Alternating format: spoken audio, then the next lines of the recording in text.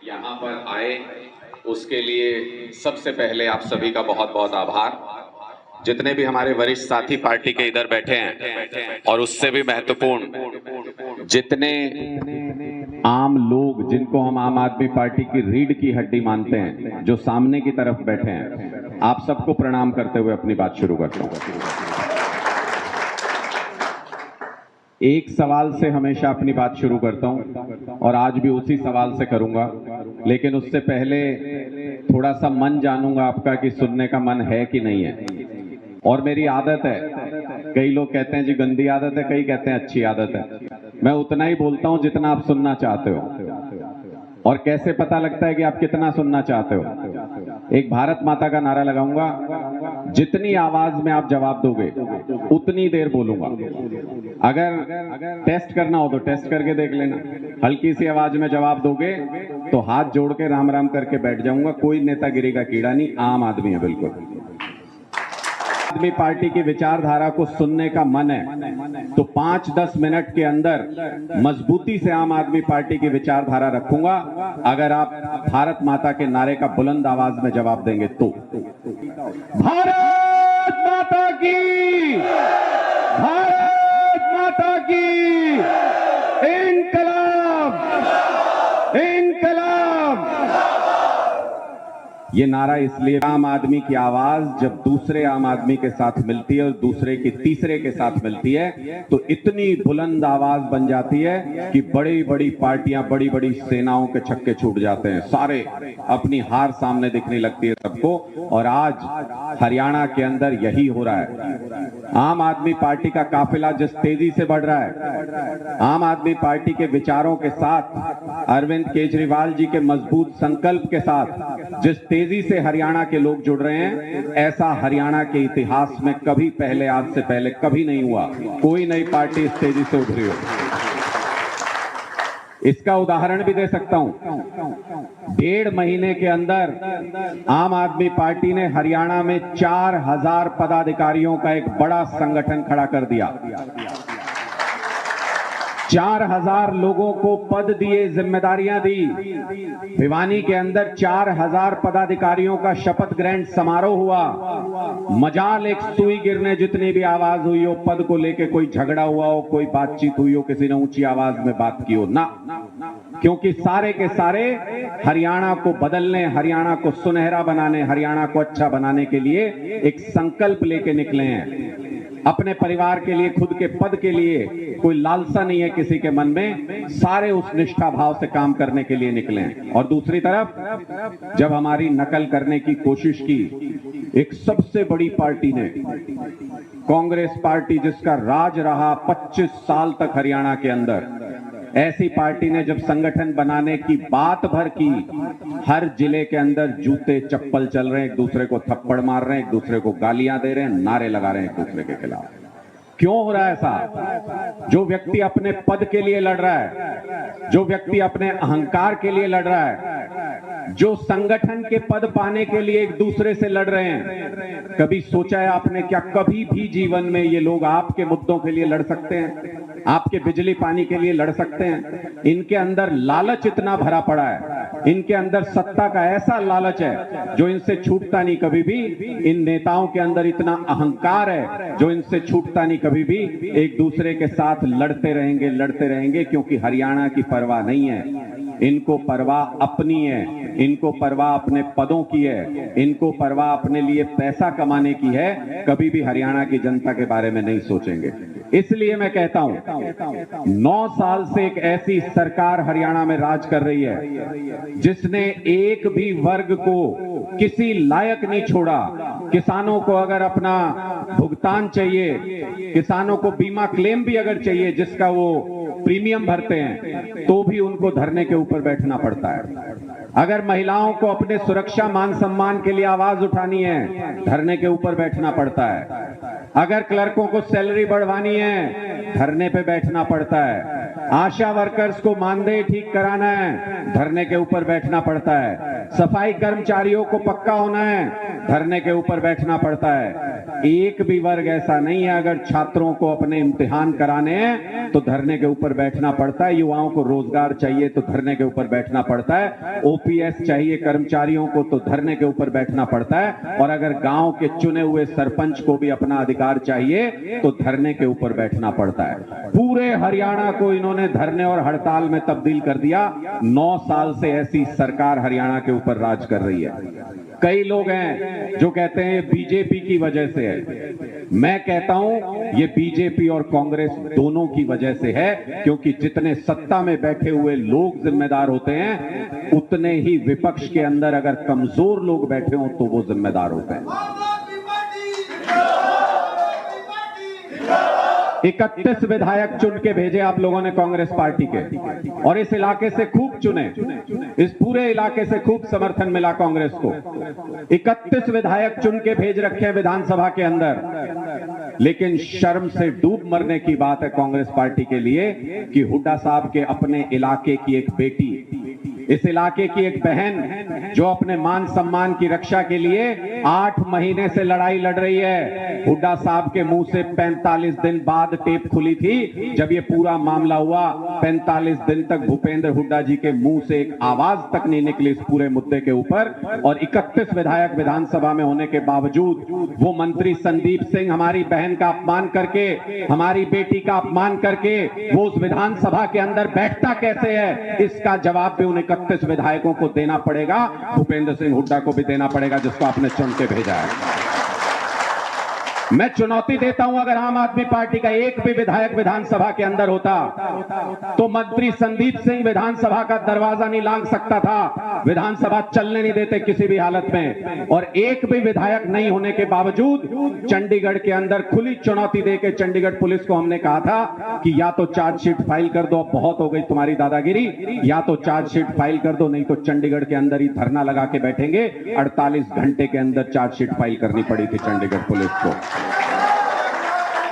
जब एक ऐसी पार्टी जिसका कोई विधायक नहीं, जब हम झुका सकते हैं चंडीगढ़ पुलिस को, जब हम सरकार पे दबाव बना सकते हैं, तो जिसको आपने वोट दे के भेजा, विपक्ष बना के भेजा, वो क्यों नहीं आवाज उठा सकता आपकी? बीजेपी आज जो कुछ भी है, बीजेपी ने आज हरियाणा का जो भी हाल किया है, वो सारा का सारा भारतीय जनता पार्टी और कांग्रेस के नेताओं की मिली भगत का नतीजा। अंदर खाने सारे मिले हुए हैं। और क्यों कह रहा हूं मैं अंदर खाने सारे मिले हुए हैं? आप खुद से सवाल पूछ के देखना। ये बीजेपी वाले तो अभी आए, अभी तो आए 9 साल से। 25 साल हरियाणा पे कांग्रेस पार्टी का राज रहा। 25 साल क्या दे दिया आपको? क्या दे दिया? 24 घंटे बिजली आती है, फ्री बिजली मिलती है, अच्छे अस्पताल बन गए, बच्चों को सारों को नौकरियां लग गई क्या? चुन चुन के अपने दलालों को नौकरियां देके उसके आधार पे अगर समर्थन जुटाने को राजनीति कहते हैं तो थू ऐसी राजनीति पे। पंजाब के अंदर एक साल में 50,000 सरकारी नौकरियां देने वाली हिंदुस्तान की पहली सरकार आम आदमी पार्टी की है। और हम ये नहीं देखते कि कोई हरियाणा का बच्चा है या पंजाब का है। आज पंजाब के अंदर कांग्रेस पार्टी भी, भारतीय जनता पार्टी भी, अकाली दल भी, उनका सबसे बड़ा मुद्दा क्या है? वो कहते हैं कि हरियाणा के बच्चों का सिलेक्शन हो गया, पंजाब के अंदर हरियाणा के बच्चों का सिलेक्शन हो गया, जो उनका क्राइटेरिया है वो पूरा करके अगर हरियाणा के बच्चे वहां नौकरी पाते हैं तो पाएंगे, हर हालत में पाएंगे, कोई रोक नहीं सकता। इनके पास आज के दिन में ये मुद्दा बचा है, जिसको नौकरी मिल रही है उसको भी ना मिलने दो। इसलिए इन सारी पार्टियों से जब ये आए आपके बीच में तो ये भी पूछना कि भाई जब पंजाब में हरियाणा के किसी बच्चे की नौकरी लग रही थी तो विरोध करने वालों में तू था कि नहीं था, ये भी इनसे सवाल पूछना। ये सारा का सारा जो ढकोसला राजनीति के रूप में इन्होंने किया, 25 साल में कांग्रेस पार्टी ने आपकी जिंदगी में कोई तब्दीली नहीं लाई। अपने आप से सवाल पूछ के देख लेना। इलाके की चौधर की बात अलग है, जात पात की बात अलग है, धर्म की बात अलग है। एक बार इन सब से हटके अपने आप से ये सवाल पूछ के देखना कि मेरी जिंदगी में फर्क क्या पड़ा? 25 साल कांग्रेस राज करके चली गई, कुछ नहीं फर्क पड़ा। और 9 साल हो गए भारतीय जनता पार्टी राज कर रही है, आपकी जिंदगी पे कोई फर्क नहीं पड़ा। इतना जरूर हुआ कि हर गांव के आदमी को यह साबित करना पड़ता है कि मैं चोर नहीं हूं। भारतीय जनता पार्टी ने सबको चोर बना के खड़ा कर दिया। किसी के भी घर पे छापा मार देते हैं बिजली वाले, किसी का भी फाइन लगा देते हैं, किसी का भी मीटर खराब बता देंगे, और अगर आप विरोध करोगे तो आप पे केस दर्ज कर देंगे, फिर पुलिस केस भुगतते रहना। ये हाल कर दिया हरियाणा का इन दोनों पार्टियों ने मिलकर। इन एलओ जेजेपी तो ना 3 में ना 13 में, इसलिए उनका जिक्र ज्यादा कर नहीं रहा। उनके पल्ले कुछ नहीं है, कुछ नहीं, अब कोई राजनीति नहीं बची। इसलिए मैं दो महत्वपूर्ण जो नेशनल पार्टी है उनके बारे में सिर्फ चर्चा कर रहा हूं। इन्होंने हरियाणा के ऊपर राज किया, 25 साल एक पार्टी ने, 9 साल एक पार्टी। इतना समय नहीं लगता अगर बदलने की इच्छा हो तो, इतना नहीं समय लगता। 49 दिन की सरकार चलाई केजरीवाल जी ने दिल्ली के अंदर, सिर्फ 49 दिन। 49 दिन तो ये अगर नई सरकार बनती है तो मौज मस्ती में निकाल देती हैं दूसरी पार्टियां। 49 दिन की सरकार चलाई, उसी में ऐसा काम करके चले गए कि जब अगली बार वोट पड़ा तो दिल्ली के लोगों ने 67 सीट देके भेजा, 70 में से 67। और ऐसी अकेली सरकार होगी। मेरे अरविंद केजरीवाल जी, मैं गर्व से कहता हूं, हमारे ऐसे अकेले नेता हैं जो पूरे देश के अंदर जब दोबारा चुनाव लड़ने जाते हैं तो सीना चौड़ा करके, गर्व से हाथ जोड़ के, स्वाभिमान के साथ ये कहते हैं कि अगर हमने काम किया हो तो वोट देना, वरना हमें बिल्कुल वोट मत देना। कोई ऐसी सरकार हिंदुस्तान में और नहीं मिलेगी आपको। और मैं चुनौती भी देके जा रहा हूं, आपके बीच में कांग्रेस वाले भी आएंगे और बीजेपी वाले भी आएंगे। यहीं इसी चौपाल में खड़े होके उनको ये कह देना, यही बात तुम कह के जाओ कि अगर काम किया हो तो वोट देना, वरना वोट मत देना। आप देखोगे बोलेंगे नहीं। आप कितनी भी बार बुलवाने की कोशिश करना, बोलेंगे नहीं। अगर बोल के चले गए तो जमानत जब्त तय है, क्योंकि लोगों को पता है कि इन्होंने काम नहीं किया। वोट किस बात पे मांगते हैं? आपके बीच में आएंगे तो ये कहेंगे तू मेरी जात का है इसलिए मुझे वोट दे देना। तो आज मेरी ये बात भी सुन लेना। कहेंगे आपके बीच में आके कि तू मेरी जात का इसलिए मुझे वोट दे देना। अगली बार जब आए तो एक सवाल छोड़ के जा रहा हूं, पूछिएगा ऐसे किसी भी शख्स से जो आए आपके बीच में और ऐसी बात करे, उसको बोलना कि हाँ ठीक है तू मेरी जात का है, मैं तुझे वोट दे दूंगा इस बार। लेकिन क्या सरकार बनने के बाद कोई एक ऐसी सड़क बनवा दोगे जिसके ऊपर सिर्फ मेरी जात के लोग चले, किसी और जात के लोग चल नहीं सके? कोई ऐसी योजना ले आओगे कि 24 घंटे बिजली और फ्री बिजली सिर्फ मेरी जात के लोगों के घरों पे आए, किसी और जात में आए नहीं? ऐसी कोई योजना ले आओगे क्या? संभव नहीं है। ऐसा संभव नहीं है भारत के संविधान के मुताबिक। ऐसा संभव नहीं हमारे लोकतंत्र के अंदर। जो काम करेगा तो यहां से लेके वहां तक किसी जात का व्यक्ति बैठा हो सबके लिए काम होगा, और जो काम नहीं करेगा तो यहां से लेके वहां तक किसी जात का व्यक्ति बैठा हो काम नहीं होगा। हमारे लोकतंत्र में ऐसी कोई व्यवस्था नहीं जो जात के आधार पे किसी एक जाति का काम कर सके और दूसरी जाति का काम ना हो। ऐसा कोई व्यवस्था हमारे लोकतंत्र में नहीं। इसका मतलब जो भी व्यक्ति जात के नाम पे वोट मांगता है वो सबसे बड़ा मक्कार और झूठा है। तो अगली बार जब आपसे जात के नाम पे वोट मांगने आए तो ये सवाल करना, उसके चेहरे को देख के आप समझ जाओगे कि ये झूठा आदमी है, कांटा मार देना उसके ऊपर। दूसरा आदमी आए जात की बात करे, कांटा मार देना उसके ऊपर। मुझे पूरा विश्वास है और मुझे गर्व भी है इस बात का कि जब आप ऐसे करके कांटे मारोगे तो सबसे अंत में आपके पास सिर्फ एक ही पार्टी और एक ही निशान बचेगा, आम आदमी पार्टी और झाड़ू का निशान। हम जात पात के आधार पे वोट नहीं मांगते, हम जात पात के आधार पे राजनीति नहीं करते। दिल्ली के अंदर जितने भी स्कूल हमने बनाए उनमें दाखिला देने से पहले किसी से ये नहीं पूछा जाता कि कौन सी जात है तुम्हारी, कौन सा धर्म है तुम्हारा। लेकिन उसके बावजूद जब अमेरिका का राष्ट्रपति देश में आता है तो उसकी पत्नी ये कहती है कि अरविंद केजरीवाल ने कौन से स्कूल बनाए हैं वो देखने के लिए जाऊंगी। ऐसे शानदार स्कूल बनाए हमने। दिल्ली के अस्पतालों में हम नहीं पूछते क्या जात है क्या धर्म है, जो आए उसका फ्री इलाज होता है, जो आए उसका 10 रुपए की दवाइयों के 10 लाख का ऑपरेशन फ्री में होता है सारा कुछ। इसलिए दिल्ली के लोग हमको इतना प्यार करते हैं। और एक चीज और बता दूं, कोई किसी गुमान में हो कितनी बड़ी पार्टी, कितना बड़ा तोप नेता हो, 850 गांव घूम चुका हूं पिछले 1 साल के अंदर। जमीन पे रगड़ रगड़ के राजनीति कर रहे हैं। एक एक गांव से लोगों का फीडबैक लिया है। पूरी विश्वास और पूरी निष्ठा के साथ ये बता के जा रहा हूं आपको, 2024 में कोई कितना बड़ा माइका ला लो, आम आदमी पार्टी की सरकार आने से रोक नहीं सकता, कितना बड़ा नेता। लोगों के मन में दर्द है। लोग हमेशा से ऐसा विकल्प तलाश रहे थे कि कोई नया विकल्प आए जिसके साथ हम खड़े हों, हमारे काम हो जाए। विकल्प आज तक मिला नहीं। आजादी जब हमको मिली तो 250 साल की गुलामी के बाद मिली थी। ध्यान से सुनना मेरी बात, 250 साल की गुलामी के बाद हमको आजादी मिली। और कब मिली? जब नेताजी सुभाष चंद्र बोस, गांधी जी, शहीद भगत सिंह, बाबा साहब अंबेडकर, सारे क्रांतिकारी जितने भी आंदोलनकारी हुए वो सब एक साथ उठ खड़े हुए, हमको आजादी मिल गई। लेकिन उसके लिए 250 साल इंतजार करना पड़ा था उस मौके के लिए। अब आजादी के 75-76 साल बाद एक ऐसा शख्स खड़ा हुआ है अरविंद केजरीवाल के रूप में, जो आपके बिजली, पानी, स्कूल, अस्पताल के लिए लाठी खाने को तैयार है, गोली खाने को तैयार है, जेल जाने को तैयार है। लेकिन ये मौका 75 साल के बाद आया है। चूक मत जाना किसी भी हालत में, क्योंकि अगला मौका हमें नहीं पता कि फिर 75 साल बाद आएगा कि 100 साल बाद आएगा। ऐसे मौके कभी कभी दरवाजा खटखटाते हैं, इस मौके को स्वीकार कर लो। ये कहते हैं कांग्रेस बीजेपी वाले, भाई पहली बार में कैसे सरकार बनाओगे हरियाणा के अंदर, ये सवाल पूछते हैं हमसे। तो मैं इनको एक बात समझाता हूं।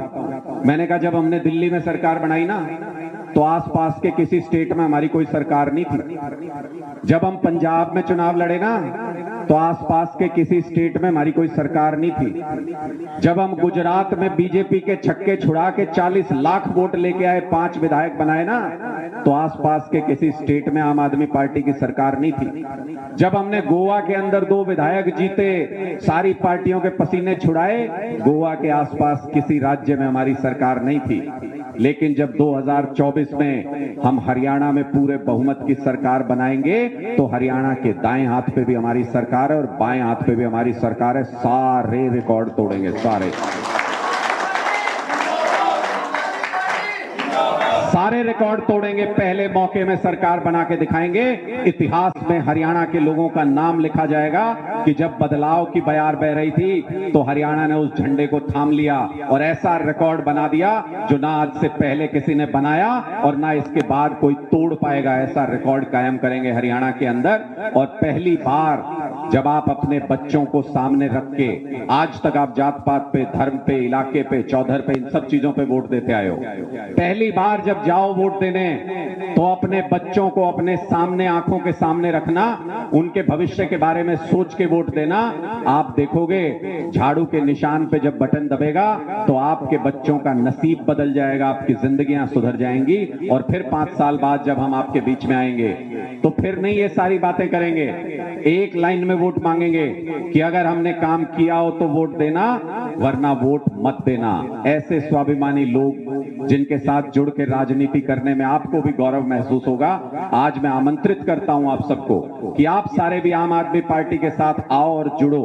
और समझने के लिए अगर चीजें समझनी हो, कई आसान उदाहरण होते हैं। मैं एक उदाहरण आपके बीच में छोड़ के जा रहा हूं, आप कल आजमा के देख लेना अपने घरों में। अगर सुबह सुबह अपने घर के किसी एक कमरे से आप फर्श पे हाथ फेरना शुरू हो जाओगे, घर साफ हो जाएगा क्या? हाथ से घर साफ हो जाएगा क्या? चलो एक और काम कर लेना, बाजार जाना, वहां से कमल का फूल खरीद लाना, अपने कमरे से शुरू कर देना, कमल का फूल लेके घर साफ हो जाएगा क्या? किस चीज से घर साफ होगा? किससे? झाड़ू से ही घर साफ होता है और झाड़ू से ही हरियाणा का भ्रष्टाचार खत्म हो सकता है और कोई रास्ता नहीं है, इसके अलावा कोई रास्ता नहीं है। और एक चीज जिसको समझना बहुत जरूरी है, ये बीजेपी के पास, वैसे तो आप देख ही रहे होगे आजकल ये तिलमिलाए हुए हैं सारी पार्टी वाले सवेरे उठ के शुरू करते हैं केजरीवाल आम आदमी पार्टी, केजरीवाल आम आदमी पार्टी, केजरीवाल आम आदमी पार्टी के, सारे दिन नाम रटते हैं हमारा सारे।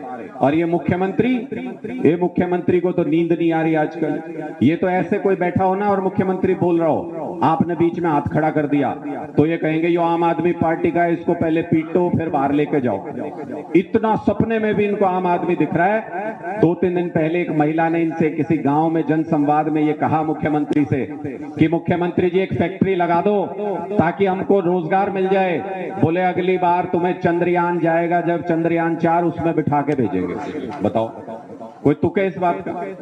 एक और बच्चे ने ये पूछा कि जी ये सीईटी का एग्जाम जो हुआ इसमें गड़बड़ हुई है, इसके मेरे पास कुछ कागज है, इनको देख लो। बोले ये सरकार को बदनाम करने का काम कर रहा है, पुलिस वालों इसको उठा के ले जाओ, इसके खिलाफ कार्रवाई करो। ऐसे बात करते हैं आजकल। इनको हर व्यक्ति में आम आदमी पार्टी का कार्यकर्ता नजर आने लग गया है, डर एक इनके अंदर घर कर गया है, इसलिए ये बौखलाए हुए आजकल ऐसी ऐसी बातें कर रहे हैं। लेकिन एक चीज का ध्यान रखिएगा, जब 2024 के चुनाव में वोट देने के लिए जाएं, जब वोट देने का मन बनाएं, तो एक चिन्ह के ऊपर अपनी नजर जमा देना। उसका कारण यह है कि ये बीजेपी वाले आपके बीच में आके एक अफवाह फैलाते हैं, कहते हैं केजरीवाल फ्री दे दे के देश बर्बाद कर देगा। कहते कि नहीं कहते बीजेपी वाले? कहते हैं कि नहीं कहते जी ये बात? यही एक बात हमारे खिलाफ बोलते हैं, कहते हैं केजरीवाल फ्री दे के देश बर्बाद कर देगा। आज मैं आपको सच्चाई बता के जा रहा हूं इनकी, ध्यान से सुनिएगा। हम दिल्ली के अंदर क्या फ्री देते हैं? दिल्ली में हम बिजली फ्री देते हैं, दिल्ली में पानी फ्री देते हैं, दिल्ली में सरकारी स्कूल फ्री, दिल्ली में सरकारी अस्पताल फ्री, दिल्ली में महिलाओं की बस यात्रा फ्री, दिल्ली में बुजुर्गों की तीर्थ यात्रा फ्री। और सबसे बड़ी बात जिसके लिए मुझे गर्व है अपनी पार्टी और अपने नेता पे, कि शहीदों के परिवार को 1 करोड़ रुपए की सम्मान राशि सिर्फ हमारी सरकार देती है, सिर्फ हमारी सरकार देती है। और इसलिए मैं कहता हूं इनमें से कुछ भी आपको हरियाणा में फ्री मिलता है? मिलता है जी कुछ इसमें से हरियाणा में फ्री? नहीं मिलता ना। उसके बावजूद 3 लाख करोड़ रुपए का कर्जा है हरियाणा के ऊपर। कितना? अब कई साथी सोच रहे होंगे जीरो कितनी लगेंगी, आसान करके बताता हूं। कल को अगर हमारे घर पे कोई बच्चा पैदा हो, 6 लाख रुपए का कर्जा अपने सिर पे लेके पैदा होगा। इतना पैसा उठा लिया आप लोगों के नाम पे भारतीय जनता पार्टी और कांग्रेस की सरकारों ने। 3 लाख करोड़ रुपए का कर्जा कैसे है भाई? ये तो कहते थे हम बर्बाद करेंगे फ्री दे दे के, अभी तो कुछ भी फ्री नहीं देते ये, उसके बावजूद बर्बाद करने में कोई कसर छोड़ी है क्या? 3 लाख करोड़ का कर्जा कैसे हो गया? सारा का सारा लूट के खा गए ये बीजेपी, कांग्रेस और पुरानी जितनी पार्टियां रही, सारा लूट के खा गए। हमारी एक जगह सरकार दिल्ली में इतनी चीजें फ्री देते हैं, आप बताओ अंदाजा लगा के, जब हरियाणा में कुछ भी फ्री नहीं देते और 3 लाख करोड़ का कर्जा है, तो जब दिल्ली में हम इतनी चीजें फ्री देते हैं, कितना कर्जा होना चाहिए भाई?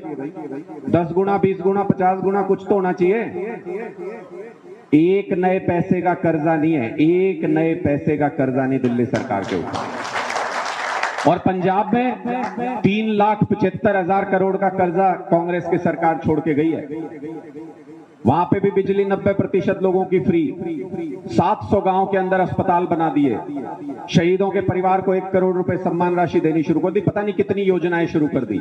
एक पैसे का भी कर्जा बढ़ा नहीं है, घट रहा है कर्जा। 3,75,000 करोड़ जो छोड़ के गए थे वो कर्जा घटना शुरू हो गया है पंजाब के अंदर। ये ईमानदार सरकार कर सकती है, सिर्फ ईमानदार सरकार ऐसा कर सकती है। हमारी सरकारों के अंदर पैसा लोगों के घर नहीं जाता, नेताओं के घर नहीं जाता। जितना पैसा आप टैक्स में देते हो, सारा पैसा लौट के आपके पास आता है, आपकी सुविधाओं पर खर्च होता है। और एक उदाहरण तो हम चुनाव होने से पहले ही दिखा देंगे आपको। झज्जर के अंदर तो एक उदाहरण हम जरूर दिखा देंगे आपको। एक बस तो शुरू करिए एक रूट पे, तो दिल्ली की एम्स से एम्स चलती है ना। अब झज्जर के अंदर कई और रूट शुरू कर रहे हैं। कई लोग पूछते हैं कि जी बस फ्री कैसे हो सकती है महिलाओं के लिए? हम आपको आपके सामने चला के दिखाएंगे कि इलेक्ट्रिक बसें शानदार बसें जैसी चलती नहीं होंगी यहाँ पे, ऐसी बसें चला के उनके अंदर महिलाओं को फ्री में सफर करा के दिखाएंगे कि कैसे हो सकता है। बहुत जल्दी इस योजना पे काम शुरू करने वाले हैं। ट्रांसपोर्ट मिनिस्टर अपने गहलोत साहब हैं, उनको हम बहुत जल्दी रिक्वेस्ट करने वाले हैं इस बारे में। और कई रूट पे जो जरूरत भी है इस पूरे इलाके की, वहां पे बसों की शुरुआत करेंगे ताकि आपको ट्रांसपोर्ट की अच्छी सुविधा भी मिल सके और आपको ये भी देखने को मिल सके कि आम आदमी की सरकार में फ्री सुविधाएं मिलती कैसे हैं। एक बीजेपी वाला मेरे से पूछ रहा था, छोटी सी बात कह के अपनी बात खत्म करते हैं फिर। एक बीजेपी वाला मेरे से पूछ रहा था, बोले जी ये 300 यूनिट तो आप बिजली फ्री देते हो पंजाब में, उसके ऊपर क्या करते हो? तो मैंने उसको ये कहा कि 90% लोग 300 यूनिट के अंदर आ जाते हैं, 90% लोगों की बिजली फ्री है और 10% जैसी तेरी शक्ल ली है। बस 10% तो साहूकार होगा, बिजनेसमैन होगा, बड़े अधिकारी होंगे, वो तो दे ही सकते हैं अपनी बिजली का बिल। 15 लाख किसान है पंजाब के अंदर, 15 लाख ट्यूबवेल कनेक्शन है, 15 लाख ट्यूबवेल कनेक्शन का जीरो बिजली बिल है, जीरो बिजली बिल। यहाँ पे तो फिर भी बंधा हुआ लेते हैं ना, कुछ फिक्स चार्जेस लेते हैं यहाँ पे, वहां एक पैसा नहीं लेते किसान से। मुआवजा सबसे पहले किसान को कहीं मिला तो पंजाब के अंदर मिला, खेत में फसल खड़ी थी उससे पहले मुआवजा आ गया था सबके अकाउंट के अंदर। ऐसी सरकार पंजाब में चल रही है। ऐसी सरकार अगर आप हरियाणा में लाना चाहते हैं तो 1 साल का समय तन मन धन से जुटना पड़ेगा, कोई चीज असंभव नहीं है। ये तो होती हुई सी चीज है, इसमें बस हाथ लगाना है आपको। और पुरानी चौधर के चक्कर में अगर पड़े रहोगे तो एक चौधरी साहब 2014 में ये कह रहे थे इबके बनाऊंगा सरकार, बन गई थी के। फिर 19 में ही बोले इबके बनाऊंगा सरकार, बन गई थी के।